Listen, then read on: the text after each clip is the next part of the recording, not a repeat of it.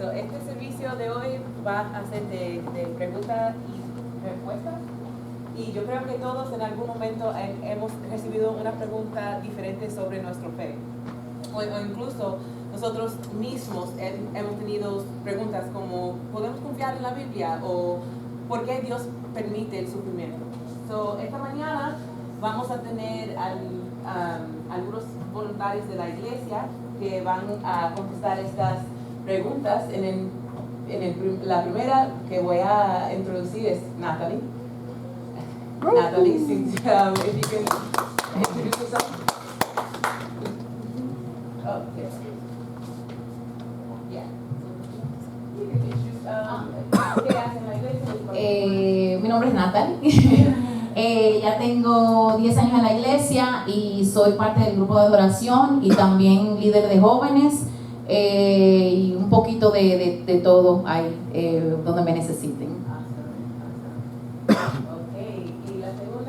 Nancy, hermana Nancy. Y Nancy, ¿cuánto tiempo tú tienes en la fe y qué haces en la iglesia? Buenos días, mi nombre es Nancy, estamos aquí hace unos 11 años, estamos aquí sirviendo al Señor en cada uno de los lugares que el Señor me ponga. Amén, amén. Y entonces el último es mi papá, el pastor. Sí, entonces agradecido de Dios, de ser su pastor, ¿verdad? Y hoy sigue orando por mí. Y creo que tengo una de las mejores iglesias de campo, ¿verdad? Tengo mucho apoyo, tengo apoyo familiar, apoyo congregacional y he desarrollado mucha amistad aquí. Me da gusto de ser pastor aquí. No es fácil ser pastor, pero me da gusto ser. Amén. So, hoy el enfoque es conteniendo en la fe, con la fe, perdón. Y hoy no se trata de tener la respuesta perfecta, ¿verdad? Para cada pregunta. Se trata de aprender a señalar a las personas hacia Cristo con la verdad, humildad y gracias. So, ¿están listos? ¿No? Too late. Ok, la primera pregunta. ¿Qué significa el dar una respuesta para la esperanza que está en ti?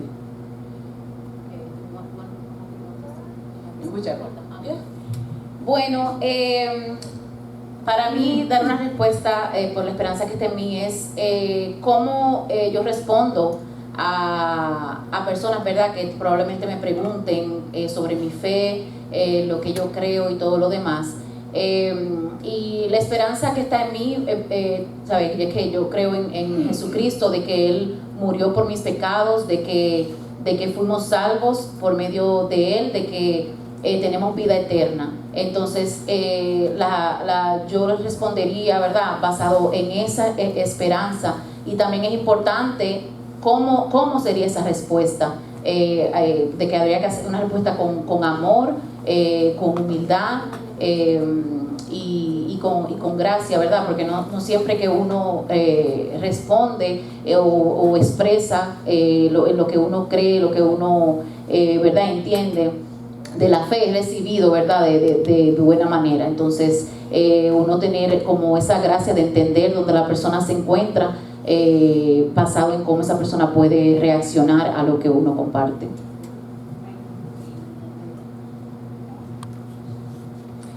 Bueno, la esperanza que hay en mí está basada en la palabra de Dios y en las promesas del Señor. Una de ellas es: no te dejaré, no te abandonaré. Y está basada en el amor de Dios y está basada en que Él me ama, no importa el lugar donde yo esté y no importa la situación que yo me encuentre. Él me ama y Él no me dejará. Y esa es la esperanza que hay en mí. Y eso es todo. Amén.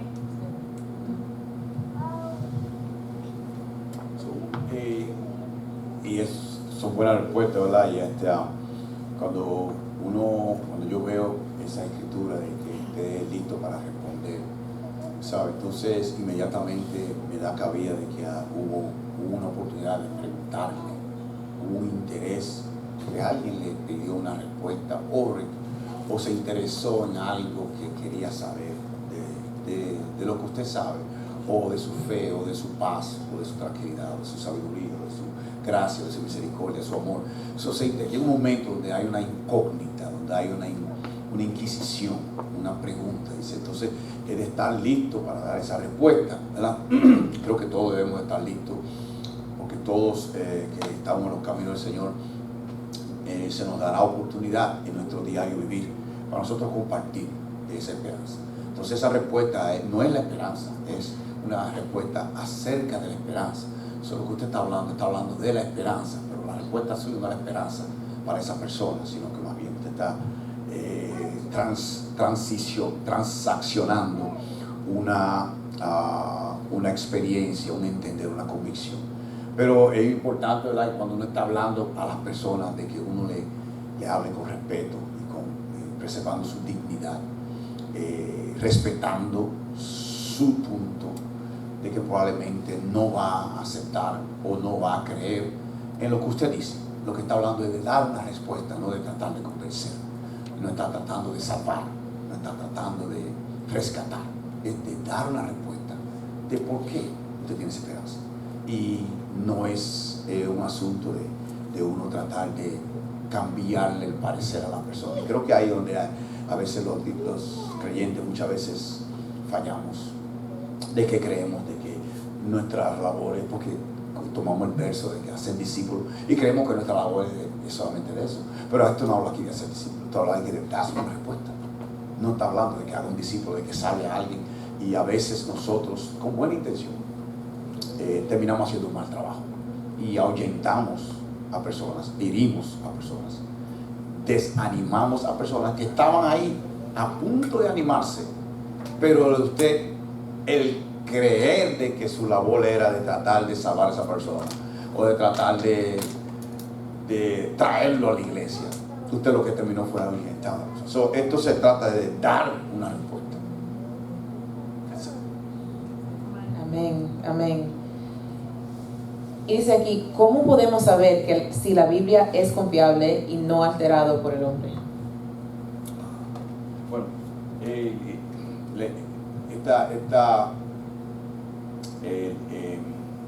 esta de la Biblia confiable, ¿sabes? Una de las cosas que nos ayuda hoy en día es la tecnología. O sea, la tecnología nos ayuda porque no tenemos que ir a la enciclopedia, no tenemos que ir a la librería, no tenemos que hacer fila para tratar de buscar un libro. Tenemos mucha información válida en la tecnología. Claro, hay mucha información alterada, hay mucha información falsa.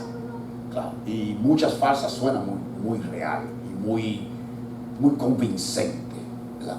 Pero no podemos negar que la tecnología nos ayuda, ¿verdad? Puede ayudarnos a nosotros ver si la Biblia es confiable, pero aún la tecnología es falla. Entonces, ¿cómo podemos confiar en la tecnología? Esa pregunta no es solamente para la Biblia, esa pregunta es aún los que dudan. ¿Cómo tú puedes saber de la duda que tú tienes? ¿Cómo tú te convences de que Dios no existe? Aún los dudadores están sujetos a esa pregunta de cómo podemos confiar, cómo podemos confiarle que tu duda es válida, cómo podemos confiarle que tu nacimiento es realmente ese día que naciste. Tú no estabas en tus cabales, tienes que confiar. Esa pregunta creo que es válida en todo en la vida. ¿Cómo podemos confiar en cualquier cosa? ¿Cómo podemos entonces el esquema o la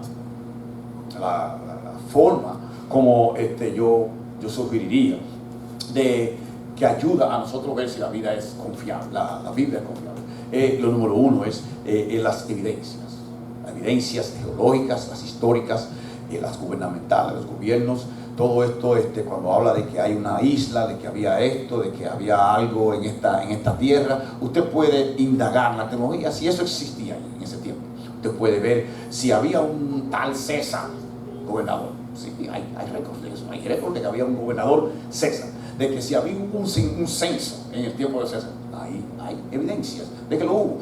Hay formas como usted puede usar la tecnología para ver si los hechos de la Biblia son probables. La otra cosa es el segundo factor. Lo primero es la evidencia, lo segundo es la consistencia. La Biblia tiene que ser consistente. Cuando habla de que Dios no miente, entonces significa que la Biblia debe ser la verdad. Significa que si yo hablo mentira a mi señora y yo estoy hablando en la Biblia, debe de salir ahí de que yo le hablé mentira a la señora mía, si está hablando de mí. Se estaban entendiendo, ¿verdad? Está hablando la verdad de lo que yo dije. So, si yo aparezco en la Biblia, como en la Biblia, y la señora mía aparece en la Biblia, y se dice de que yo le hablé mentira tal y tal día, y la Biblia está hablando de que, mira, el pastor le habló mentira tal y tal día, va a decirlo ahí, le habló mentira. So, la Biblia va a haber consistencia en la Biblia, de que Dios no miente, y de que las cosas que él dice son las cosas tal y como sucedieron. Y la tercera es la experiencia. Lo que puede comprobar si la Biblia es confiable es si la vida suya y cómo usted usa las enseñanzas de la Biblia, si traen resultados que son congruentes en armonía con lo que la Biblia nos dice. O sea, cuando la Biblia habla de que tú vas a cegar lo que tú cosechas, bueno, si eso es evidente, ¿sabe? Y entonces eso podemos ver los hechos, la consistencia, la experiencia, y lo último es si es trascendental, ¿verdad? Si esto transcende, si esta Biblia, si es verdad que es la palabra de Dios, debe funcionar aquí, debe funcionar en China, debe funcionar en Germania, debe funcionar con una cultura hispana, con la cultura americana, debe funcionar con esta generación, debe funcionar con generación 10. La verdad no cambia. So, si esta Biblia es confiable, entonces debe de funcionar en cualquier familia, en cualquier cultura, en cualquier generación, en cualquier lado del mundo. Si no es así, entonces la Biblia no es confiable. Entonces esas son las cuatro formas como yo puedo verificar si la Biblia es confiable. Bueno, ya todo lo que él dijo es la respuesta mía. También una de las cosas que por lo menos en mi experiencia, ¿verdad? Yo crecí en República Dominicana, prácticamente yo la mitad de mi vida allá, la mitad de mi vida aquí. Y yo recuerdo desde pequeña, aunque no era cristiana, ¿verdad? Pero siempre uno pues visitaba iglesias, tenía familiares que eran cristianos, y mis recuerdos es de que las historias y las parábolas y lo que escuchaba de la Biblia ha sido consistente. O sea, desde que yo tenía 10 años hasta ahora, 30 años después, o sea, es consistente. Sin embargo, muchas cosas que eran reglas del hombre, vamos a decir, las iglesias tenían reglas que no son cosas bíblicas, pero que ellos imponían, con el tiempo ha cambiado. Pero sin embargo, la palabra de Dios sigue siendo la misma. O sea, no hay nada de que yo escuché algo de una manera en aquel tiempo, algo bíblico, y de que hoy en día no lo cambiaron y ahora es algo completamente diferente. Entonces, las cosas que el hombre estableció en ese tiempo ha cambiado. Pero sin embargo lo bíblico ha permanecido en el tiempo, y ahí es donde está la consistencia que el pastor mencionaba. Lo otro también que es que cuando yo fui a la escuela, y con todos los que fueron a la escuela, uno le daban una clase de historia o biología, cualquier materia, y uno leía los libros de acontecimientos que sucedieron cuando nosotros ni siquiera habíamos nacido, y uno tomaba ese libro, esa historia como que realmente pasó, personas que existieron, y que uno cree en eso. Esa es la historia de mi país, de la política y todo eso, y uno lo cree ciegamente. Entonces, ¿por qué entonces tener duda con las cosas de Dios y creer tan fielmente a la historia que nos han contado? Que hombres que fueron los que sí escribieron libros y han creado una historia, ¿verdad?, de los acontecimientos. Entonces es como que es una decisión de fe, el decidir, yo creo en la Biblia y en la palabra de Dios. Y claro, están todos los diferentes puntos que el pastor mencionó, pero también es como una decisión de fe, de que yo creo y confío de que esta es la palabra de Dios. Bueno, la palabra dice, ¿verdad? Yo he visto que la palabra de Dios es fiel, ¿verdad? De generación en generación en mi familia, ¿no? Gente que conozco alrededor. Y la Biblia dice que la palabra fue inspirada por los santos hombres, ¿no, verdad? Y que toda escritura fue inspirada por Dios, y que es para redarguir, para instruir y para enseñar. La palabra es verdad.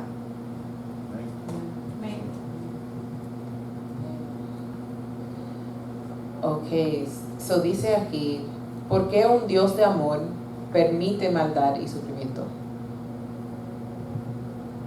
Bueno, hay dos cosas, ¿verdad?, que siempre me llegan a la mente cuando escucho esa pregunta.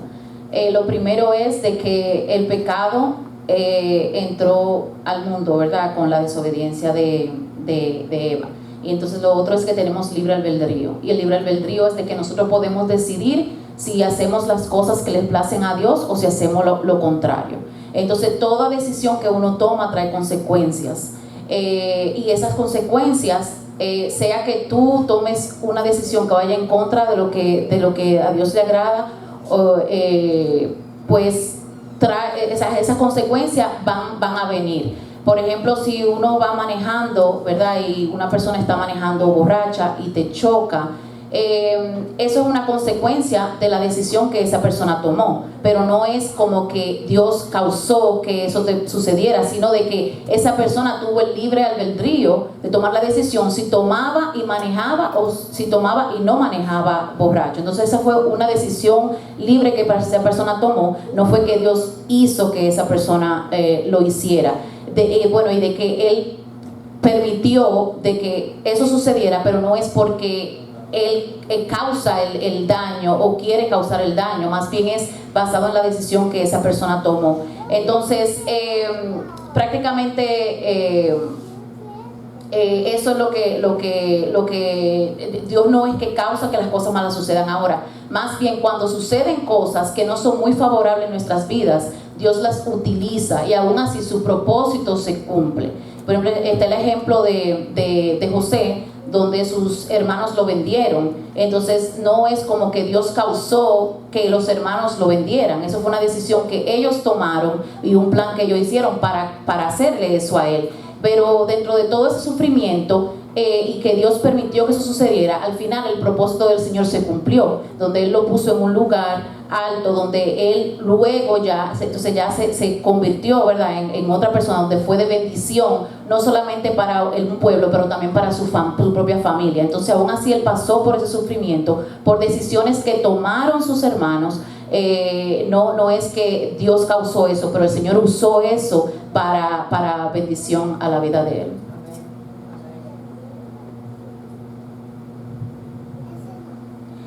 Dios no creó a nosotros porque nos ama, pero el hombre se rebeló contra Dios. El hombre le dijo a Dios: yo puedo hacer mi mundo yo solo. Dios le dijo al hombre: si tomas esa decisión vas a morir y vas a sufrir. Y el hombre tomó esa decisión y ha estado muriendo desde entonces. Pero ¿qué sucede? En el sufrimiento hay unión, hay humildad y hay esperanza.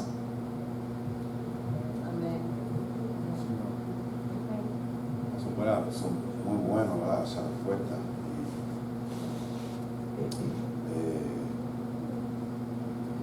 ¿Sabes? Cuando uno habla de que un Dios de amor permite sufrimiento,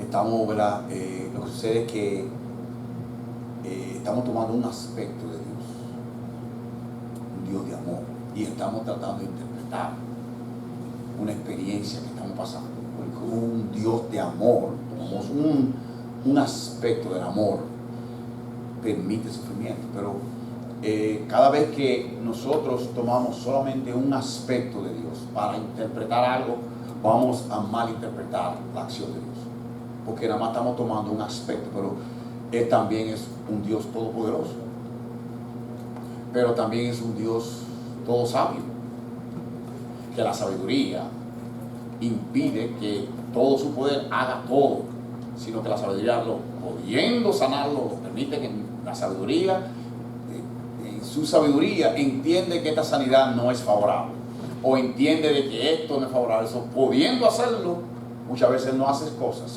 Tenemos estos aspectos de Dios que tenemos que tomar en cuenta para poder mejorar nuestra interpretación de lo que Dios está haciendo en nuestra vida. También está el factor de misericordia, de misericordioso. Saben que a veces Él no entiende cómo una persona no carece en algún pecado, y la misericordia de Dios.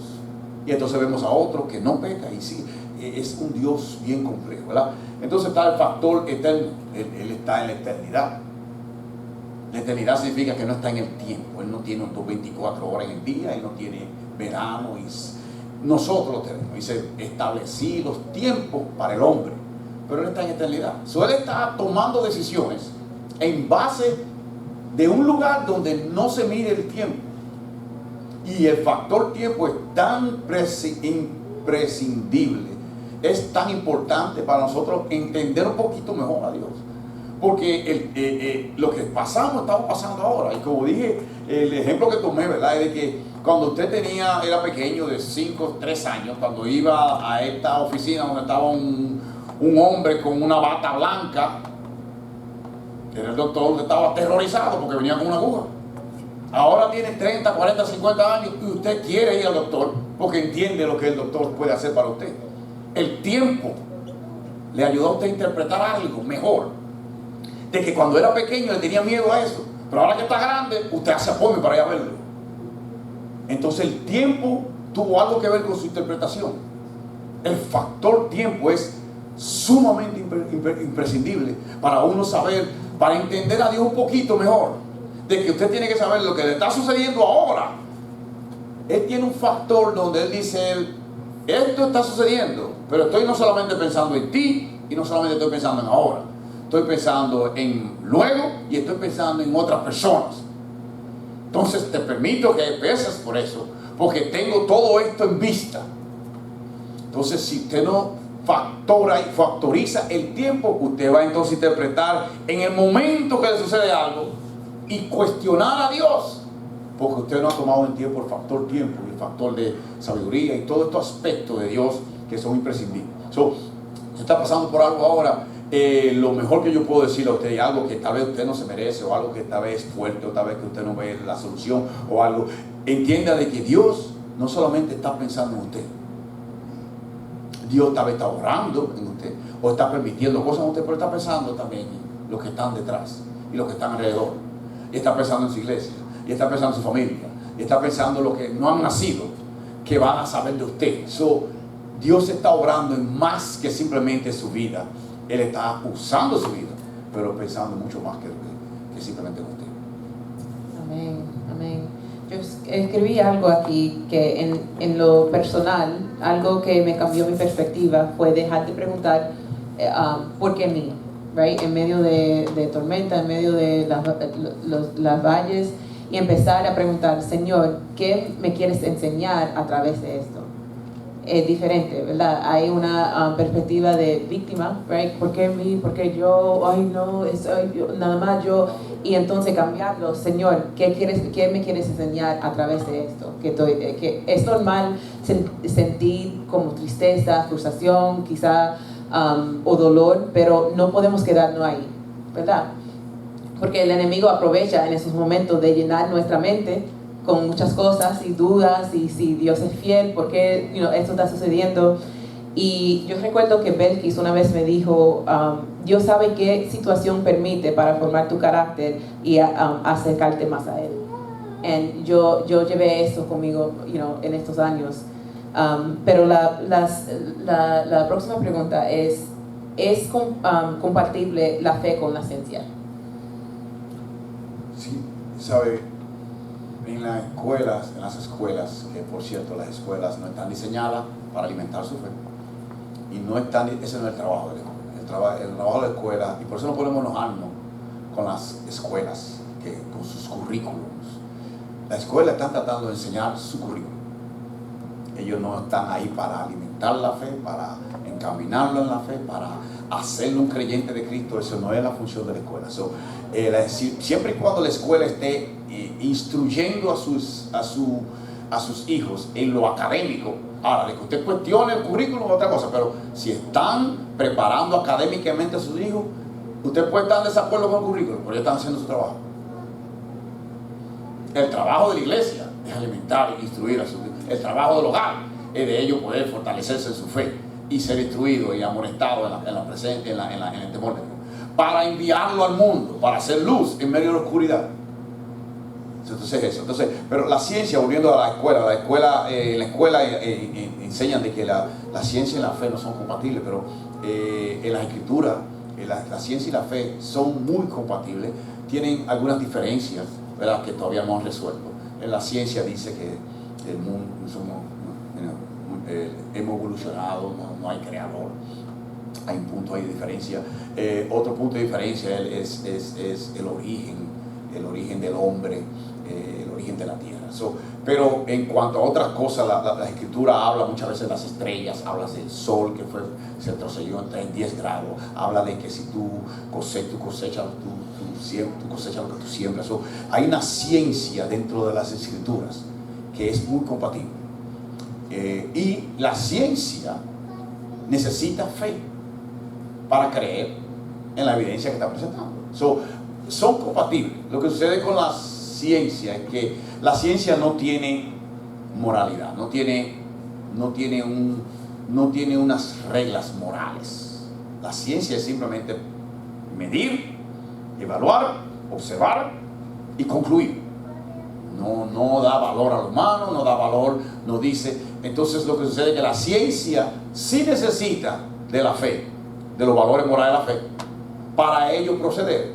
Porque si un científico descubre algo, ¿qué le hace al científico decir la verdad de lo que descubrió? Bueno, tengo que decir la verdad. Eso tú necesitas valor moral para poder ejercer tu profesión. Porque yo puedo descubrir algo y decirte la mentira. ¿Qué me causa a mí decir la verdad? Es porque tengo un valor moral. La ciencia necesita los valores morales, y las escrituras es muy compatible a la ciencia. Lo que es contradictorio son los científicos, algunos, que están en contra de la fe, pero la ciencia no está en contra de la fe. La ciencia ayuda a la fe, y las escrituras y la fe es muy compatible a la ciencia.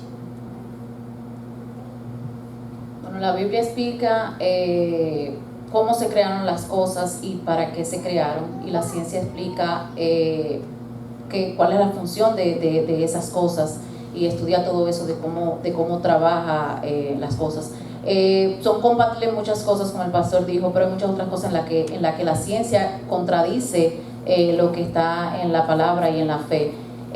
Pero sin embargo han habido acontecimientos donde la ciencia ha tenido que retractarse de muchas cosas que ellos decían que era de una manera y la Biblia decía de otra, y ellos han tenido que retractarse y reconocer de que sí pasaron como están en la Biblia. Probablemente no es que reconocen el error de decir nos equivocamos, no así, pero ellos siempre pueden ser cambiantes en muchas cosas de la que estudian. Una de las cosas que yo vi en un documental es de que ellos tuvieron, ellos estudiaron la tierra, las capas de la tierra donde pasó el diluvio, y de la única manera que todas esas capas de tierra podían lucir de esa manera y estar en esas condiciones era si estaban expuestas a una gran cantidad de agua por mucho tiempo. Entonces prácticamente eso fue una confirmación de que sí hubo un diluvio. Eso confirma el diluvio el cual enfrentó Noé en esa época. Entonces igual también uno ha escuchado historias de científicos que son ateos, no creen en que hay un creador, no creen que hay un Dios, y en su descubrimiento y en su estudio, en ese caminar, se dan cuenta y llegan a ser personas de fe y de creer y darse cuenta de que realmente hay un Dios y de qué tan equivocados estaban. Y agregándole a lo que dijo el pastor y Natalie, bueno, la ciencia cree en lo que se ve que Dios creó, y la ciencia no, la ciencia necesita ver para creer, pero la fe no necesita ver para creer. Amén. Quiero añadir una cosa, ¿verdad? De cuando los científicos que no creen ven la Biblia, ellos dicen, ellos miden la Biblia científicamente. Eso ellos dicen no tiene sentido. Y tienen razón, científicamente no tiene sentido, porque la Biblia no nos fue dada para probar científicamente cómo el mundo vive. Vino para simplemente decirnos cómo el mundo vive. Pero el científico quiere buscar cómo medir cómo evaluar, cómo observar cómo sucedió eso, pero la Biblia no nos fue dado para hacer pruebas científicas, no fue dado para saber cómo vinimos a acontecer. Y eso, para eso fue la Biblia, para saber cómo empezó esto. Pero los científicos lo ven como algo de que no se puede medir. Okay, so, quiero hacerles una pregunta. So, ¿cuándo creen que el conocimiento puede como convertirse en un obstáculo? Que leyendo mucho o estudiando mucho la ciencia y buscando respuestas y yo recuerdo que en los 20 años yo tenía como una crisis de la fe y yo, si me conocen, saben que me gusta leer, pero a veces uno lee buscando una respuesta como un hoyo que se quiere llenar, pero como y al final uno se confunde como que yo ni sé qué creo. So, ¿qué puede decir alguien que tiene mucha pregunta y que es constantemente buscando respuestas? Bueno, ¿saben? No hay fin para preguntas, no hay final. Una pregunta que usted tenga, se le da una respuesta y usted formula otra pregunta de la respuesta que se le dio. Y cuando se le da la segunda respuesta, le viene otra idea de esa respuesta y le formula otra pregunta. So, realmente, en cuanto a preguntas, no vamos a tener fin de preguntas. Y creo que Dios lo hizo así a propósito, ¿verdad? Porque creo que si Él nos da a entender todo lo de Él, entonces no necesitamos fe. Yo creo que la fe conlleva a saber suficiente para creer.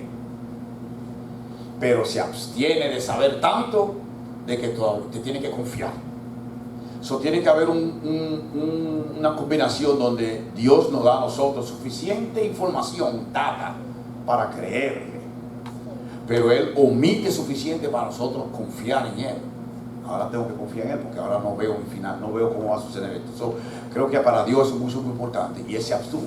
En Deuteronomio 29 habla de que los secretos de Jehová, los secretos son de Jehová.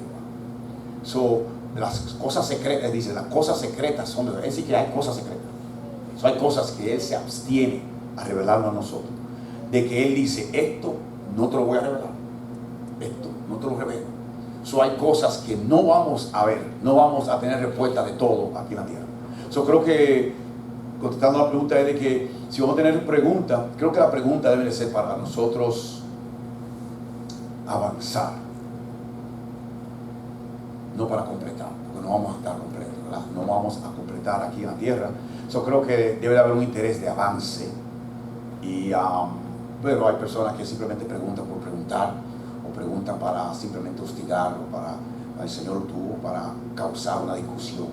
No están preguntando para informarse, están preguntando simplemente para preguntar, para que usted diga algo, para que entonces empezar algo. Eso creo que debemos de mantenerlo lejos de eso. Y si su intención es de preguntar para avanzar, entonces creo que usted está en una mejor posición.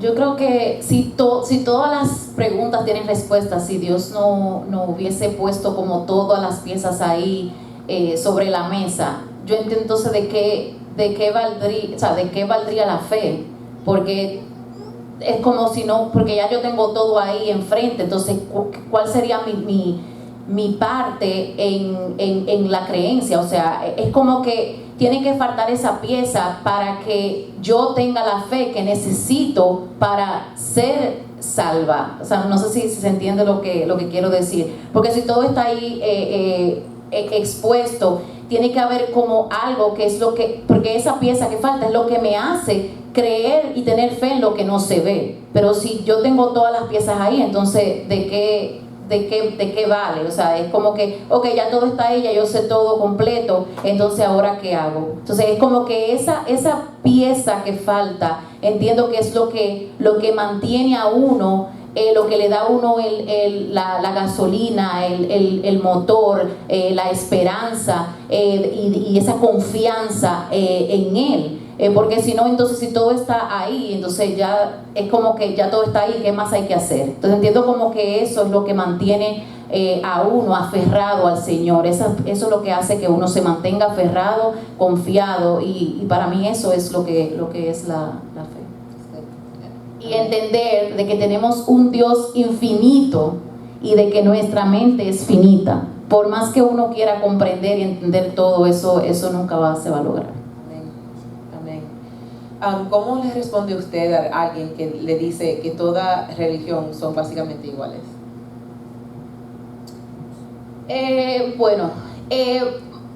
Muchas religiones, a la mayoría tal vez enseñan valores, cosas de la moral y todo eso, pero no todas las religiones son iguales, ¿verdad? Ellos tienen creen en diferentes dioses. Muchos no reconocen a Jesucristo como quien Jesucristo fue y quien es.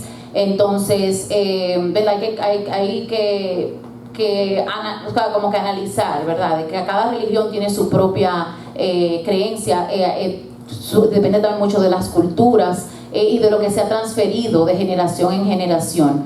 En cuanto nosotros los cristianos, o sea, yo no estoy para convencer al otro de que crea en mi religión. Mi papel es compartir mi testimonio y en lo que yo creo, y de que, ¿verdad? Jesucristo murió por nosotros para que podamos ser salvos, y de que creo en un Dios que me ama, un Dios vivo, y de que dejó un libro que es la instrucción que tenemos de vida. Y respetar la creencia de cada quien, y nada, y solamente respeto y uno compartir desde la fe de nosotros hacia otras personas.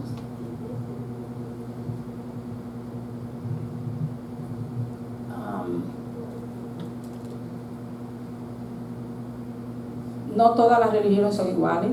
Tenemos los musulmanes que no creen en Cristo, que Cristo murió y resucitó. Para ellos Jesús es una persona igual que usted y yo. Pero tenemos la religión cristiana, que cree en la restauración, que Jesús vino a restaurar lo que se había perdido para que podamos tener una relación con Dios, y también está basada en la gracia y en el favor del Señor.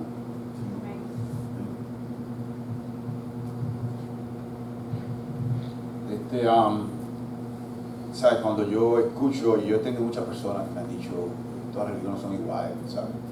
Un solo Dios, y eso, pero no entienden el momento de que han habido ocasiones que sí hemos podido conversar, pero han habido ocasiones que he tenido que dejarlo así y dejarlo con ese entender, depende del momento. Pero cuando alguien le dice que todas las religiones son iguales, lo que está implicando de que todas están incorrectas.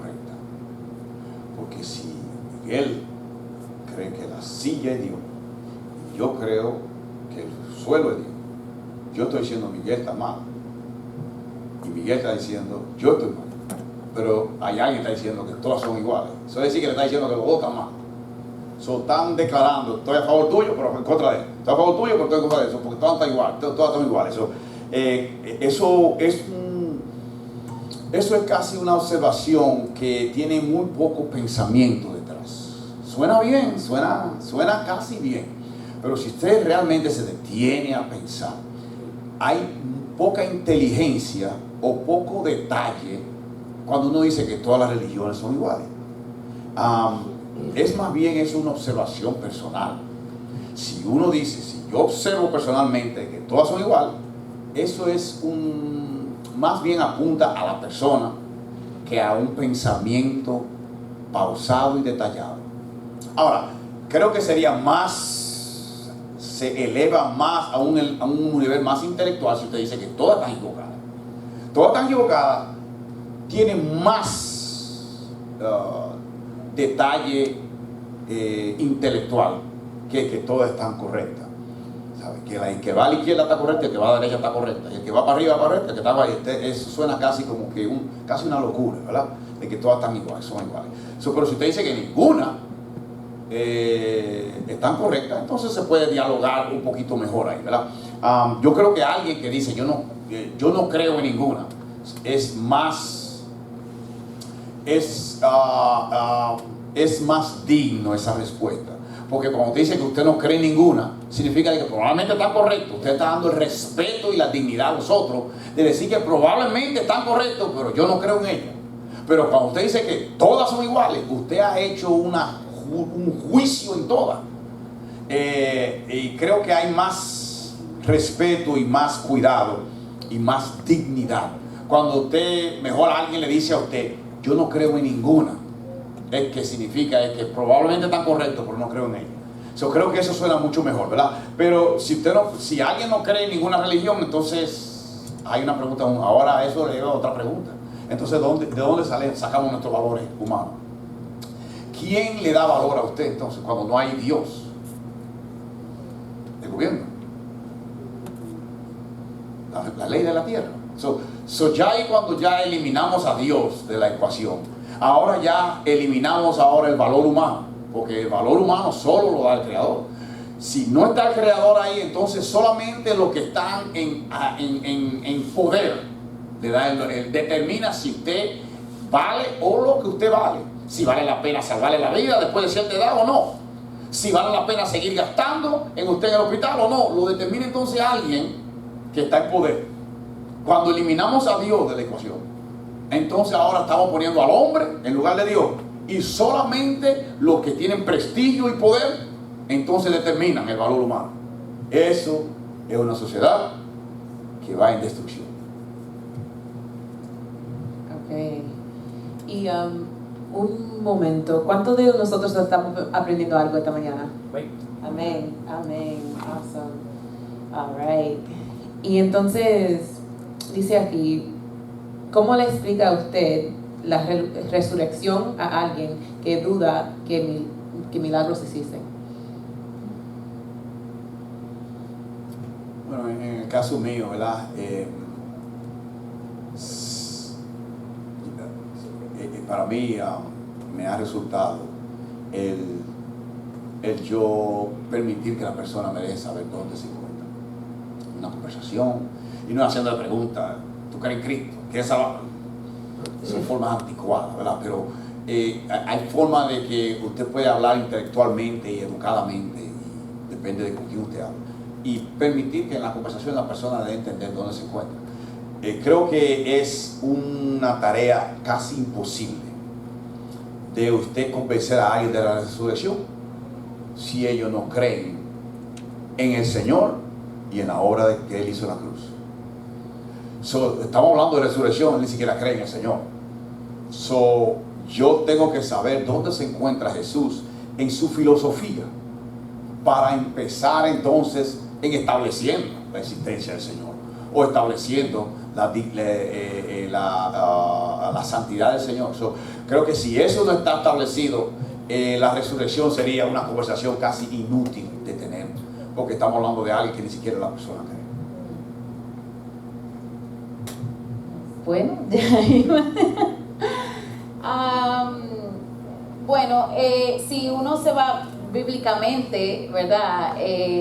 Pues es un poco difícil cuesta arriba, como el pastor comenta, porque entonces como que si está dudando de la resurrección, tiene preguntas, es como que uno tiene que ir de atrás o empezar desde el principio, porque sería difícil, hablarle bíblicamente cuando la persona ni siquiera cree en Dios, por ejemplo, o tiene sus dudas.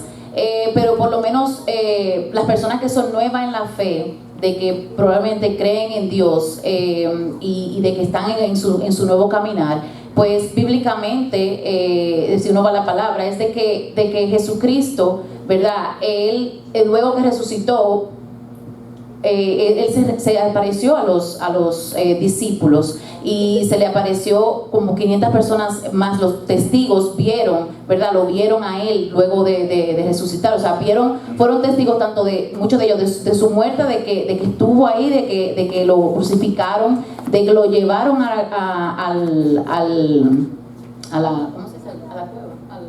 la tumba.